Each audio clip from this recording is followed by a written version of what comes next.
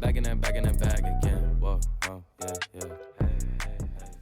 Welcome back to another episode of the Splash City Basketball Podcast, your home for all things basketball in Minnesota, from high school to the pros. I am your host, Steve Hartman.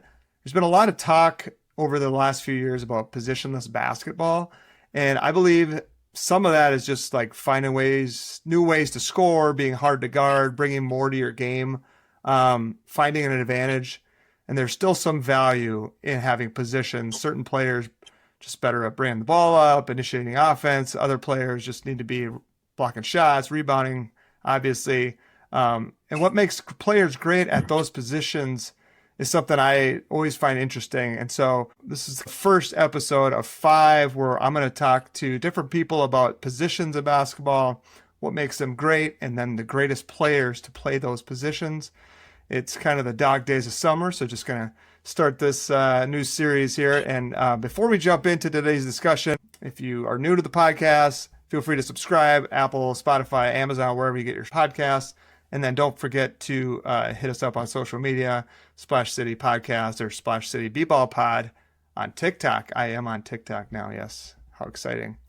So for the next 5 episodes, the blueprint's going to be what specific traits, what are the instincts, vision, leadership qualities that define that position, the 5 best players from Minnesota at that position, and then the all-time greatest at that position. Joining me today is one of my best friends, longtime friend, my teammate, my point guard in high school, Eric Quackenbush. We grew up on the court together, Eric. Eric, you were everything I could have asked for in a point guard, unselfish, tough, high IQ. You're a quiet leader, but never back down from a taller player, which pretty much everyone was taller. No offense. None taken. And through the years, you and I we've had a lot of great sports debates and discussions. So I wanted to bring you on to talk specifically today about point guards. Eric, welcome back. How have you been, man? Appreciate you having me back on. Doing good up at the lake, getting the quintessential Minnesota summertime in while we get the chance, and soaking in the rays and all the lake stuff happening. Nice. Well, that is, Splash City Basketball Podcast, right. The Minnesota Basketball Podcast. You got to be at the lake, right? Only fitting. Sweet. Well, thanks for coming on. Obviously, there's a lot of things we could talk about with point guards. I wanted to quickly start off, though. The news broke this morning. It's August 11th, Tuesday, August 11th. The Wolves playing Christmas Day at home against the Thunder, and they open the season in Miami against Bam and Giannis. Are you excited for Wolves basketball? We got your point guard LaMelo Ball taking over. Absolutely. Will be exciting. Nonetheless, we're going to put up points. Obviously, we keep Rudy to hold down the defense and give us a little bit of discipline. They're all in France right now. Must be taking, or they at least were in France. They've probably flown back. But taking some the veteran tips from Rudy, and we'll see how it rubs off. It's going to be an interesting combination. And yeah, if they get the Thunder Christmas Day, hopefully that's a matchup of 2 of the top teams in the West at the time. Yeah, that'll. I was trying to remember the last time they hosted a game on Christmas Day, because it always feels like they're the road team. So that'll be kind of fun. A nice little Christmas present for everybody. You get through your Christmas gift opening and feasting, and then you park it on the Barca Lounger and just call it a night and watch some hoops. Absolutely. I'm looking forward to it already. Yeah. Well, we got a few months till we get there. And, in the spirit of LaMelo joining the Wolves, let's talk point guards. I kind of want to set the tone with kind of what makes a great point guard. Some of the characteristics, some of the things that they have to have. And it's, you and I were kind of talking earlier about how it's changed. The position changes a little bit over time, but you see some commonalities. Yeah. What do you think, what if you had to define the position, just from a definition, not the characteristics, but just define what a point guard should do for a basketball the first team? thing you think about is getting a team into the offense and running the offense. when you talk point guard, somebody bringing the ball up the floor typically. And I think at least starting the offense. It doesn't have to revolve around them by any means. It depends upon your player. But generally, they're the ones that, a bit of a spark plug, or at least getting you into what you're trying to accomplish offensively. Yeah, and obviously it can vary quite a bit from teams and style of play. Yeah, and like the evolution of it, right? Like it's so much more scoring now than there ever was, which makes some of these things hard, right? Like a point guard in the 60s obviously was asked to do a lot of different things, but I think you're probably right. Like the primary objective of the quote unquote point guard is to bring the ball up and get the team into some sort of offense. You and I were kind of talking about how like Michael Jordan and the Bulls didn't really have a great point guard, but like Steve Kerr was kind of that guy, Ron Harper, BJ Armstrong. Then it ran through Jordan, obviously, but they had point guards to get them into the triangle and get them moving. What about, and not that you should just think offensively either, but I was gonna say if that's the same, if naturally the guy that's getting you into the offense should be the guy that's directing the defense, calling out the defense, having a little more responsibility with that. I would say that does tend to flow to a real defensive focused player, though, at the same time too, which can be like a Rudy, a Giannis, somebody of that nature. On those teams, definitely is a little more of the tone setter on defense, you could say, or calling out the defense. Yeah, and didn't want to leave defense. The days of like a point guard matching up with the other point guard seem to just not happen as much, but like, Stockton versus Isaiah Thomas would be going head to head all game. There was no like, hey, we're going to put Dennis Rodman on John Stockton. Like that just didn't happen as much. And so like nowadays you see more of the, LaMelo will not be the point of attack defender for the Timberwolves. That'll be Jaden McDaniels and probably Jaden Clark or Anthony Edwards. So, you put your best perimeter defender, regardless of position, on the ball almost every time nowadays. Yeah, the positionless basketball on both sides. I hadn't really thought about that. It used to be you're the point guard, you're going to guard the other point guard. Teams from high school up to the pros for many years, when that trend really broke, it'd be interesting to look back because it's positionless all around, and it makes a lot of sense. You wouldn't put a LaMelo on a Kyrie. Good luck with that. That's not going to go well in a few other matchups.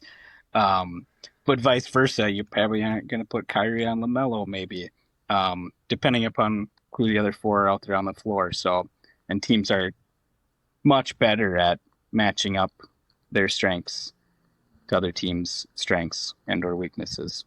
So yeah, I think you're probably right. Different nowadays. When the point guard started scoring more is probably when you saw that shift a little bit because traditionally in the olden days, like us and before us, the point guard came down and they probably made a pass to the wing or they did something, right? Like they moved the ball early.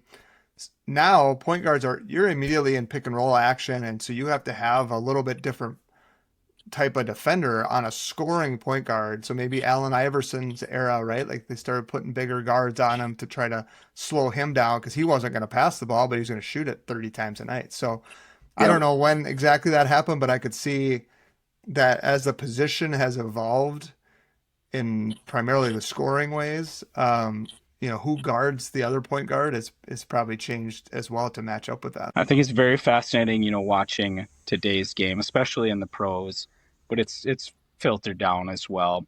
How as a point guard getting into a set or getting into the action that you want to get into, your job is as much as anything is to force the defense to make the couple switches. And so the offense or the action can start even before half court in setting a ball screen where it doesn't look like anything to us. He's just helping the guy get the ball down the floor. And yes, that can be the case. But sometimes it's also just to create the start of the mismatches with switches and then getting the looks and getting into the action. So it's pretty fascinating how it's not just get the ball past half court and then the old school get into your set or whatever play you're going to run. How it's almost 3/4 court, full court in some cases nowadays, and they're already running something even though you wouldn't know it. Yeah. I'm not saying it's always the case, but it is. When you hear the coaches talk, you realize, oh wow, there's a lot more to this. Right. And there's a reason guys like Mike Conley get so much love from the Wolves coaching staff over the last few years, because he was a guy that could do all of that, right? Like when he wasn't on the floor, there was a noticeable difference in the shots they took. Yeah. Yeah. 100%. Yeah. So let's talk about that a little bit. So like characteristics, I had a couple I wrote down, just in terms of what I would look for in a point guard, like what makes an elite point guard. The first thing I wrote was toughness. I think the point guards, you got to play a lot of minutes. You got to you're getting bumped on screens all game long. The best point guards mix it up. They get to the paint, they take bodies there. So toughness was number one for me. Intelligence, we talked a little bit about this already, but like reading coverages, high IQ, like you have to kind of know, you got to be playing chess, right? Like you're the next play. You're not this play. You're seeing what I want the defense to react so I can know I can get the next play, which is kind of coach on the floor. Like I think all coaches always want that guy on the court who would be like, he knows all the plays. He knows where people are supposed to be. He knows our advantages. And then the other two I had were unselfishness and communicator. I mean, unselfishness is kind of obvious, but I think it's hard when you're the guy bringing the ball up the court and then you're taking early shots. That's really hard as a team for the other guys. So like if you're able to get off the ball and then get it back later and be a scorer, that's one thing. And the communication piece is just kind of an extension of the coach on the floor, but like being able to just and this doesn't have to be like a vocal leader, like the yeller, the screamer. It's more of, here's where we need to be. Here's where you should go. Here's what play we're running. Here's what we need to, just that kind of intelligence coach on the floor. But being able to verbalize it is important too. Yeah. I mean, I think of just little things that you could spin off of the leadership, unselfishness, toughness, competitiveness, I would label as a part of toughness. Where it's going to look different with different guys. Like many people wouldn't label a Luka tough, but you would label him competitive. And that's kind of how it shines through for a guy like him. You can think of the guys like a Stockton that obviously unselfishness is maybe the first thing you think of with him, but he has a toughness in terms of taking charges, setting just screens, being pesky. Yep, he set a lot of screens for a little guy. Absolutely, big part of their offense. And so it comes through in different ways, obviously with different styles of play and different players and different characteristics with those players. And yeah, the leadership can be at times knowing when to take a back seat, knowing your role, and how huge that can be. Conley is a good example with the T-Wolves lately. He knew his role.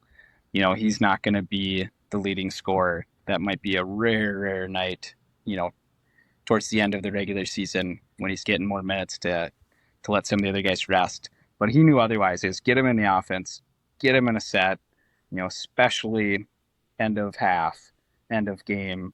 He was going to help us get a look that didn't look like we were just pounding the ball and forcing something up with what the young guys kind of probably got used to playing basketball that way growing up. And if you're Ant or somebody with those abilities, it's too easy. But you can fall victim of your own strengths at times and not getting into the good sets. And that's where a good point guard absolutely is necessary. When you think back to, this is a while ago for us now, but when you think back to playing that position, I mean, you played so many minutes. I mean, there would be many games that you didn't come off the floor. but what were like We the had shorter games then. we did, and we had the quarter breaks, which was nice. 8-minute Yeah, quarters. all the scoring records should be balanced, prorated to Not match happening today. there. Exactly. Yeah, 100%. But like what were the things other point guards did that you always or you thought, man, that is tough to defend, or I can't get to my spot because of the things that they're doing to me? Guys that were so good at using their body, whether it's their offhand or their hip, whether it's just controlling the ball, or going to the hoop. Some guys are just have that innate skill. They talk about it all the time with Olivia Miles, and she is pretty fascinating to watch how well she keeps the ball away from her body. And then her little kind of one-handed runner that nobody can get to because it is so far away from her body. And she's obviously developed that skill really well. I mean, after that, nothing beats a killer crossover when some guys just have such tight handles. It was going to be a problem no matter what. It was a debate. Do I just get up on him and foul him and play for 5 fouls? Because at least if it's a body on a body, you're not trying to track the ball and get fooled. If you give too much space, I always feel like you're in trouble. They're gonna pull up, or they're gonna cross you up. It's gonna be broken ankles in no time. So it was pick your poison with the guys that were lightning quick and really tight handles.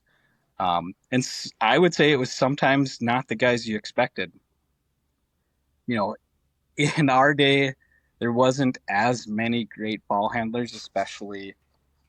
Now, the really good ones stood out, and there's definitely, we'll have a list of them here, but it wasn't a transcended skill, even at the point guard position, believe it or not. Kids just didn't grow up playing basketball all the time in all parts of the state. But I remember a few kids, they had no left hand, but they were still some of the trickiest guys to guard, because what they did get good at was using their body, protecting the ball, and they were determined. They were going to get to the hoop, and they could, a lot of times guys would adjust. They could go both ways with just the right hand. And then, of course, a lefty. You don't see enough of them. When you get across one, it's never normal. Yeah. Basically. So, God bless the lefties. One of the things I forgot to mention, and I didn't put like quick physical skills down much because like obviously the quicker, stronger, that all helps.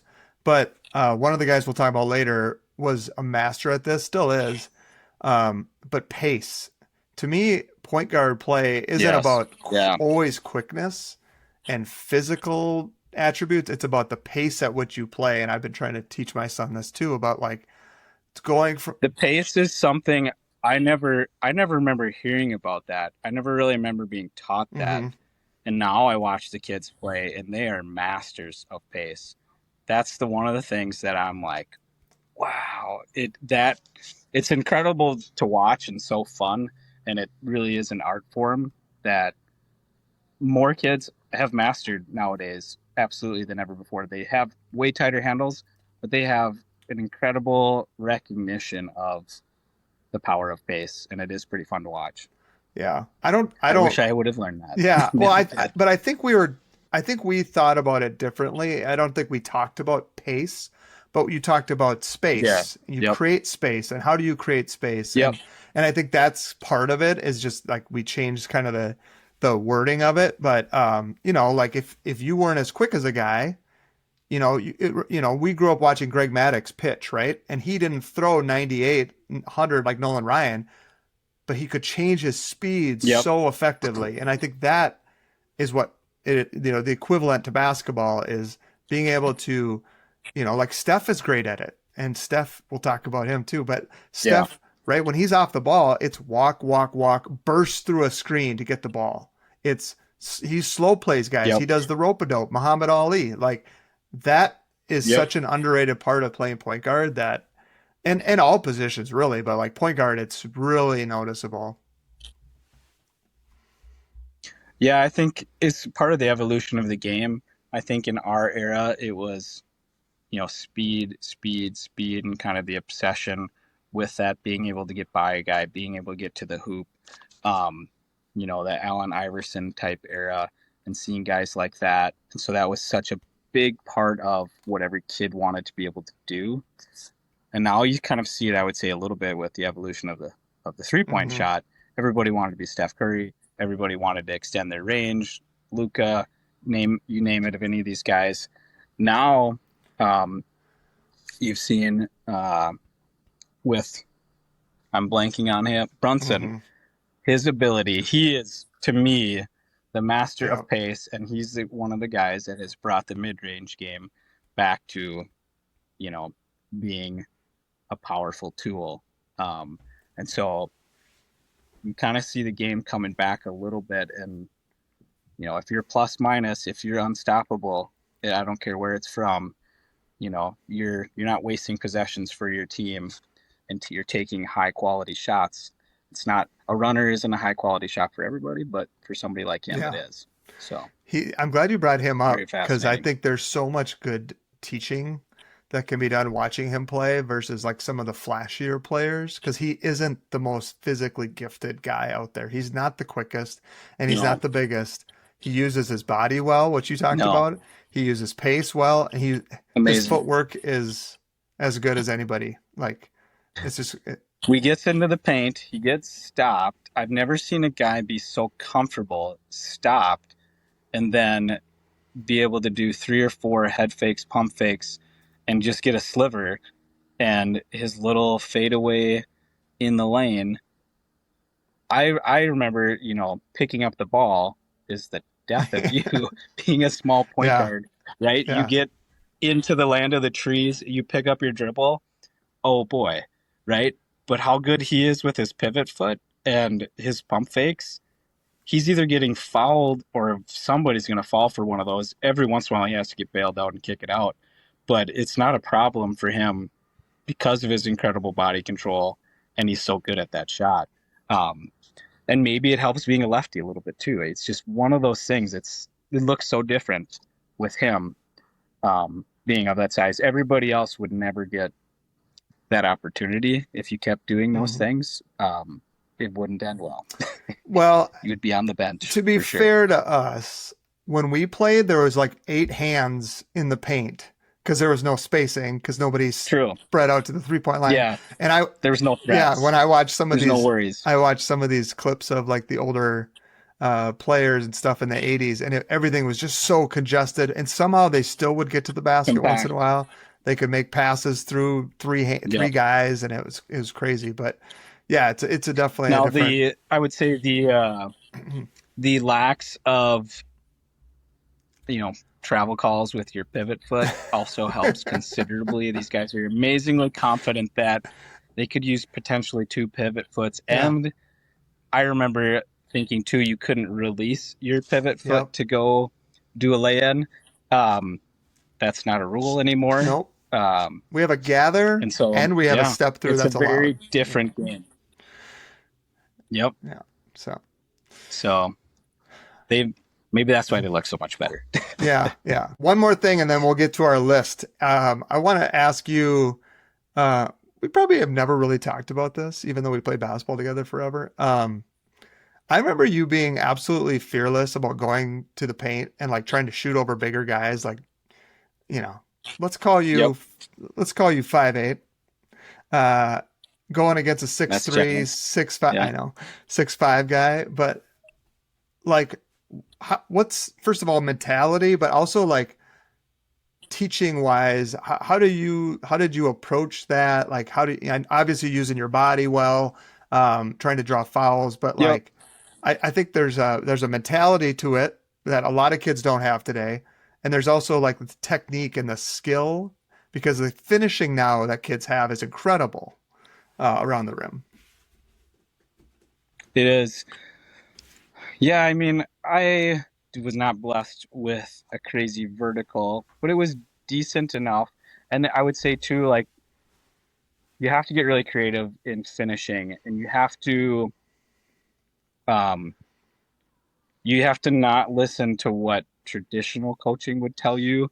And I think coaches are better about this and understanding and knowing, and there's less worry about certain things. But I knew if you're smaller, you're lighter, you're going to have a little better hang time than a big guy. And you're also you're the one in control.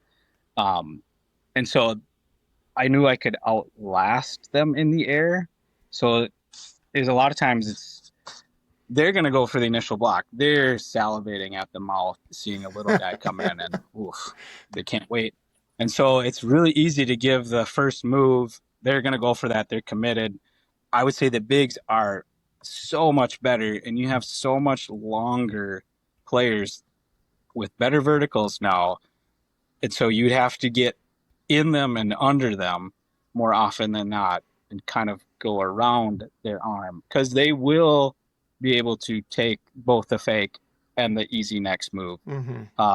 I could do that in our era, one fake, easy next move, and they would take the bait and their arms were gone and you have a look. Now I wouldn't say I was always the highest percentage though, and I had to be smarter and better at that, because if you're a little guy and you can get to the rack, sure, but if you can't finish, it's a wasted possession. Right. So it's tough not to be overconfident, and you need to be conscious of that. If you're not making them, you're not helping your team.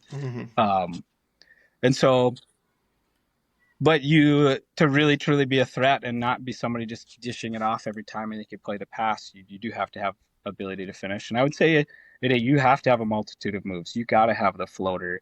You got to be using the glass oftentimes from weird angles. Kyrie, holy moly, when he's on a break and the position some of his layups hit the glass, but he knows how to use it. And wild angles, some of the best little guys. And it's just watching other guys that have unique finishes. Everybody's got their own flair, and you probably want to have your own sauce too. So people aren't used to defending it. But watching other guys and how they get away with their finishes is one of the best tools to have. And somebody like Olivia Miles, I'm like, wow, I wouldn't be comfortable going up one hand like that. But it is a skill. And I would say what is really neat is the opposite foot finishes, how good kids have gotten at that. And that is a serious weapon. And it is a lot harder to defend. And you're kind of squeezing yourself at better angles that I never was good at, never practiced that. So using the rim, obviously, is your next best thing as a little guy, as your help. Nothing better than the rim essentially setting a pick for you with the high flyer bigs trying to block your shot. So those are all the things I think about. I mean the quick finishes now that the kids do, where they're kind of on your opposite foot, the Euro step, the floater, the angles off the glass have just gotten so much better over the years. But like at the end of the day, getting into somebody's body, not being afraid. Yep. I think there is some mental. I was never afraid of a big being more physical. I don't want to. I hate to say it. It is what it is. Those are usually just tall, skinny guys. There's rare exceptions, and those guys are problems for everybody, right? You think of some of the big, beefy power forwards. It's hard to get your body in that minute to do anything. You're hitting a brick wall. Like a Karl Malone type. That's gonna hurt. You're gonna have to be more crafty. You're gonna have to bait their aggressiveness and not go into his body, most likely. But the other taller, skinnier ones, like a Wembanyama, obviously you see. Who's our Zion? Zion gave him fits, just going right into him. And then the same thing with Chet. If they're lighter, they're movable. You got to get into them. You got to shorten them up. That's your only chance. Because they're so long. you're not going to beat him at that game. Yeah. So, Yeah. yep. Sweet. You got me going. Yeah. Well, I told you, like, I don't think we had ever really kind of talked about that, but I remember watching it. I remember like kind of how do they not call a foul there, like that kind of stuff. Cause you were not afraid to go at a 6'5" guy and, attack his body and, more often than not, it worked out. So, sweet. Well, let's get into our top 5 Minnesota born, raised, point guards. The state's actually, as I was doing this project, I kind of realized there's a couple positions that we're really good at, and point guard is one of them. I'll go through starting with my 5th down to the top, and then you can rebut or you can add to my list, and then we'll talk about maybe some like honorable mention types. Number 5, I have Jalen Suggs. Again, like, I don't know, a prototypical point guard, but he definitely played point guard at Minnehaha Academy, won a couple state titles, McDonald's All-American, Gonzaga as a freshman, hit a half-court shot in the Final Four, sent him to the national title game, top 5 pick in the NBA lottery. He's been in the league since, turned into somewhat of a defensive stalwart on that Orlando team now. So that's kind of cool to see. I mean, he's just a great athlete, awesome football player, obviously too. So just one of those freak athletes that I remember watching him in high school being like, this dude's on another planet than everybody else he's playing against. And, he's got the size, the strength, everything. Number 4, I have Trey Jones, Apple Valley, Minnesota Mr. Basketball, 2-year standout at Duke. I think he was a 3rd-team All-American at Duke. He's been in the league. He's not going anywhere. He's pretty productive, kind of starting, sometimes being a backup, depending on the team he's on. I think currently he's on the Bulls. But his older brother, I think so. Tyus, I have at number 3. The reason I have Tyus above the other two, frankly, is the NCAA championship. The cojones to hit big shots in that game against Wisconsin. He was the most outstanding player of the Final Four. One of the all-time great assist to turnover ratio guys, right? Like, absolutely will not turn it over. He is the guy I was referencing when I was talking about pace, because he's not as athletic as Trey Jones, his brother. He's not as athletic as Jalen Suggs, obviously, either, but incredible pace that he plays the game at. Number 2, I have Lindsay Whalen.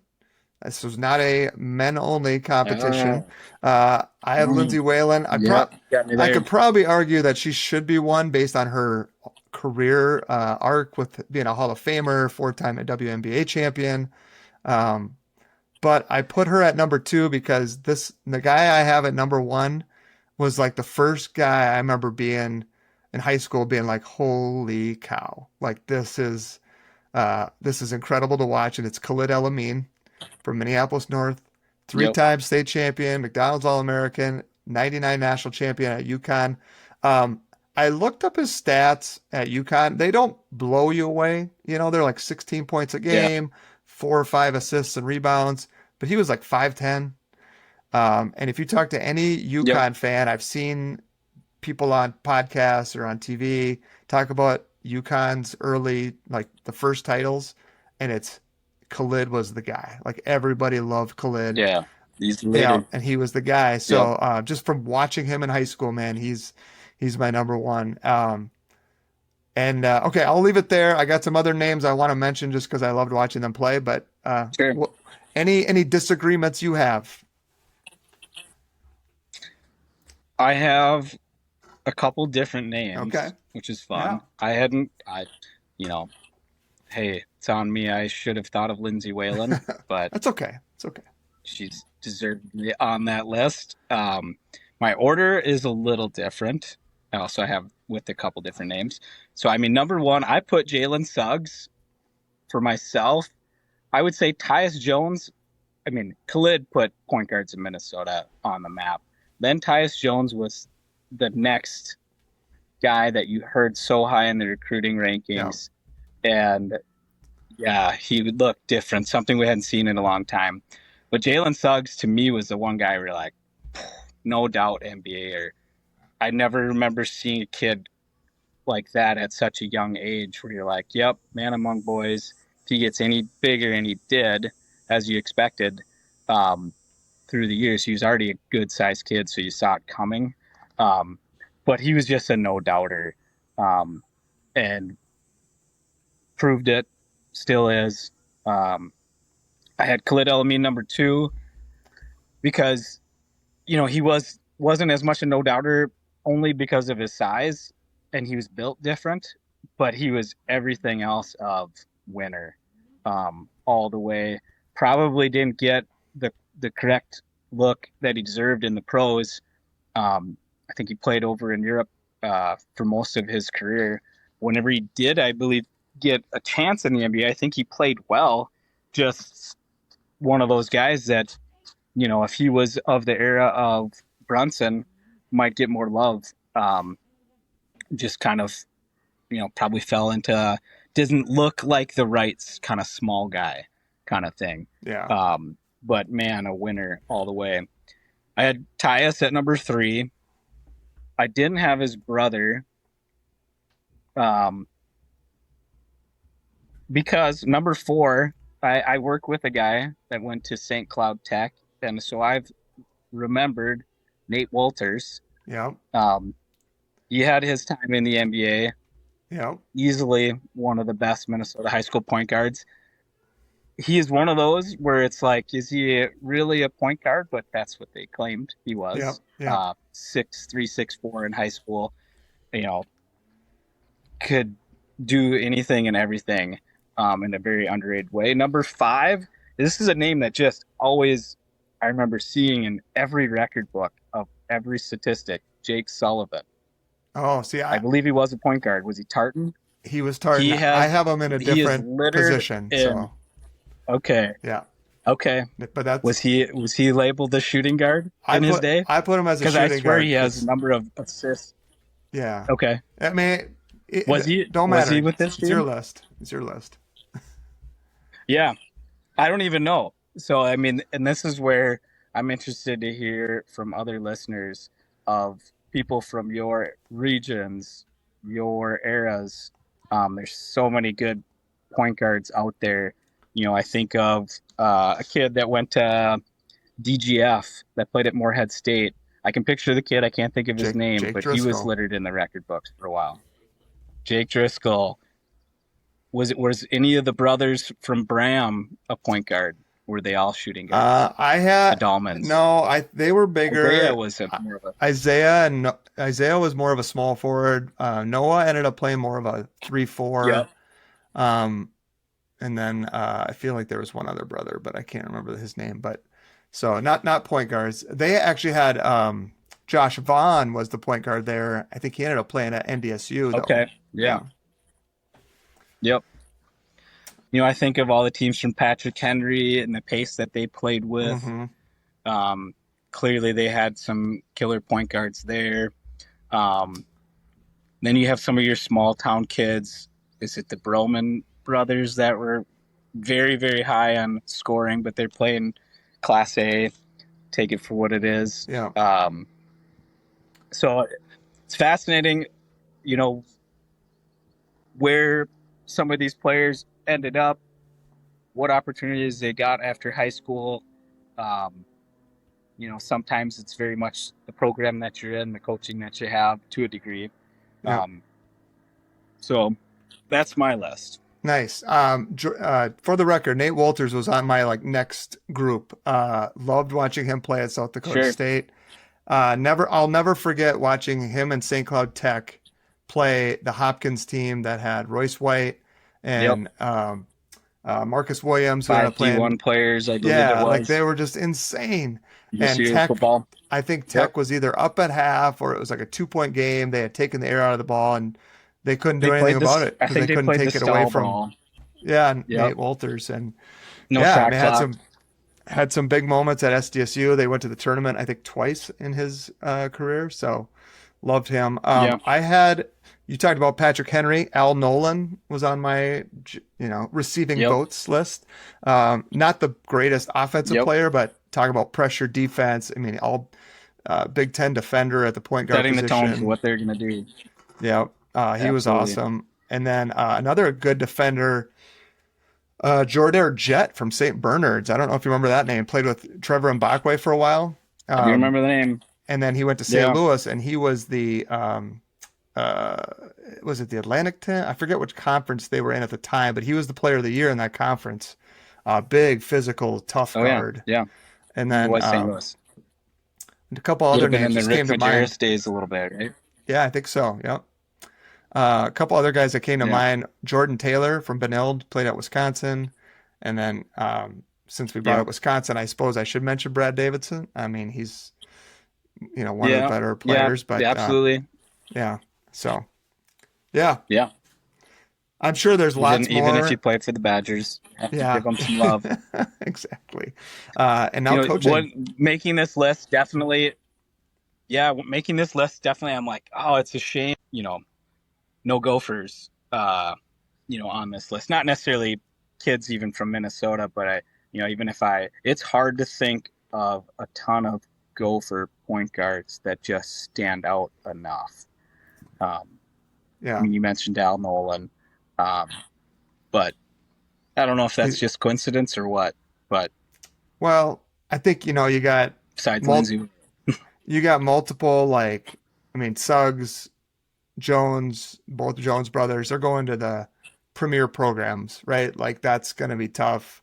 absolutely. There was a time where the Gophers might get the top player in the state, but it doesn't seem like we've been able to do that with point guards. Now we'll see. There's a few more coming in the next few years, so there's opportunities there. But the year that the Gophers missed out on Davison, they also missed out on point guard McKinley Wright out of Champlin Park, who went to Colorado and was fantastic. So that's just a recruiting miss on the staff's part at that time. Yeah, in Greater Minnesota, I had a hard time kind of finding some, players who made major impacts beyond just high school. Obviously Walters would be one of them, but a lot of D2 guys that had great careers. Like definitely not going to downplay that, but there's like the Dave Yeager, Blaine Yeager from Staples Motley, Tyden Storison from Pelican Rapids, like awesome D2 players. And there's probably more. So yes, like you said, I'm sure people will let us know who we missed, how bad we missed, how come we didn't mention. I think about some of the story programs or the teams that had multiple state tournament runs in a row. Oftentimes there was some really good point guards mixed in. Yeah. So I would love to hear the feedback. Yeah. And just know that we're not discounting anyone else's efforts. This is just a fun list.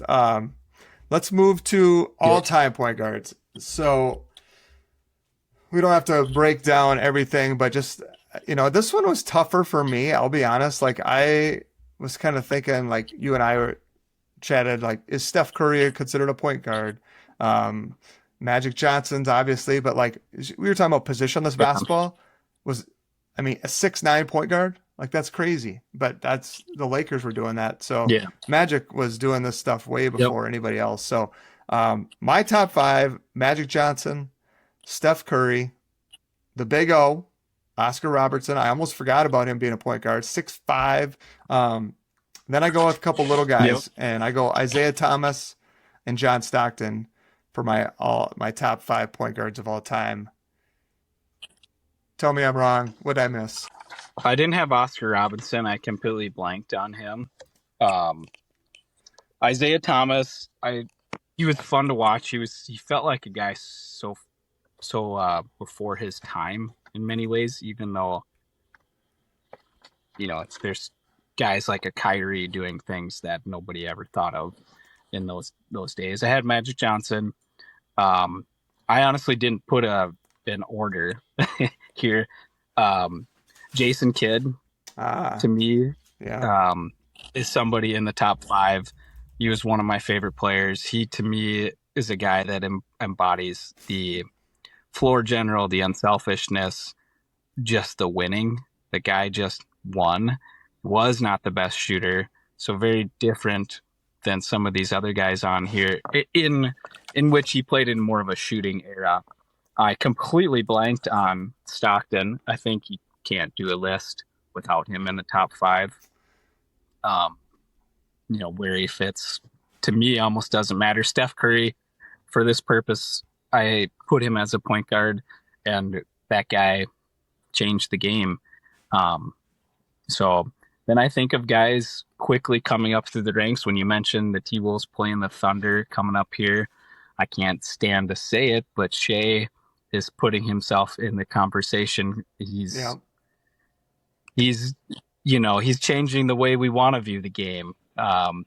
He's changing the way we want the game officiated. If you're that good, things like that happen, whether the rest of us like it or not. And then Luka is, when you talk about pace, a guy that's 6'7" and stuck to the ground, but can do what he can do. Obviously, being big does help getting your shot off, but his ability of pace and balance. And then if you put Brunson as a point guard, if you throw him in that category, these are Luka, Kyrie, Brunson. Those are 3 guys I say are making their way into the top 5, kind of a new wave of players that arguably are doing things previous generations just never did. It wasn't part of the game, the way these guys play. Yeah. I thought about Shea. I didn't think about Luka though. I guess I never consider him a point guard, but I don't know what position I would consider him, to be honest. So that's interesting. He's bringing the ball up. He's getting them in the offense. He is the offense. I was going to say, what offense is he initiating exactly? Just give me the ball and watch me work. Watch me dance and step back 3. I think of him in some ways as a much bigger, slower Jason Kidd that can shoot better and wants to shoot more. I know that sounds weird, but the way backing guys down, Jason Kidd was much more pace and lobs and this and that, but Luka is an offense in himself, good or bad. But he sets people up.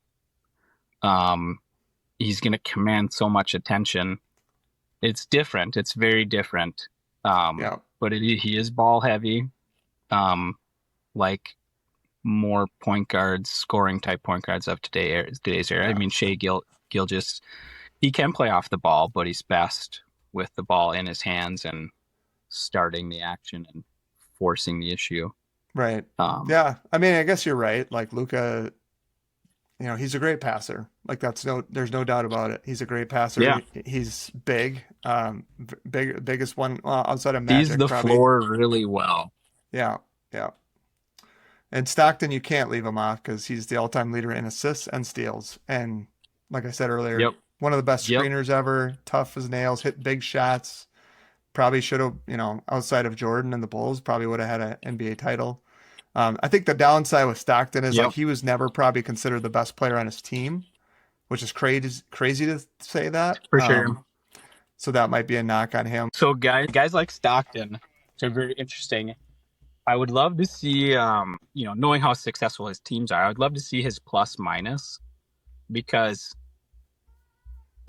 me being an undersized guy, I always think, yes, I could get a lot of steals, but guys like him, were they really good defenders, or were they, the teams, the guy that teams hunted for matchup exploitation?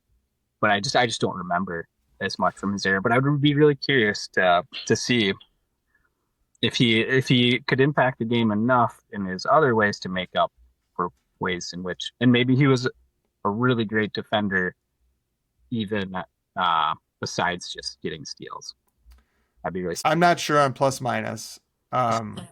He played 19 years, and he played every game in 16 of those years.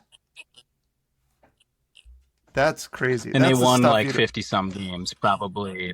Yeah. I mean, Lord they were knows how many deep of those playoff years. runs So the from, consistency is yeah. unbelievable. Chances are he was more than a plus defender with the amount of success that they had. But I'm always kind of curious with some of those guys. Yeah. That wasn't so much a part of statistics or Right. spoken of in terms of coaching and judging players like it is today. Yeah.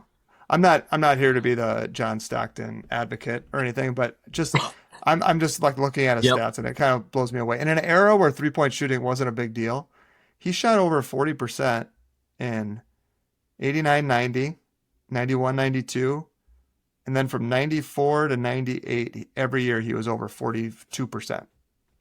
So I mean, he was like a pretty elite 3-point shooter. Now if he played today, instead of taking 2 or 3 a game, he'd be taking 5 or 6.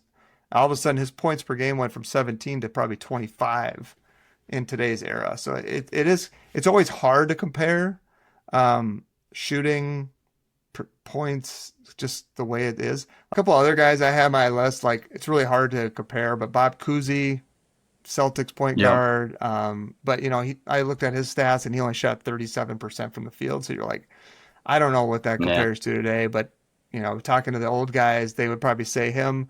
And then a couple other guys I had, Chris Paul and Steve Nash. We haven't even talked about, but they kind of,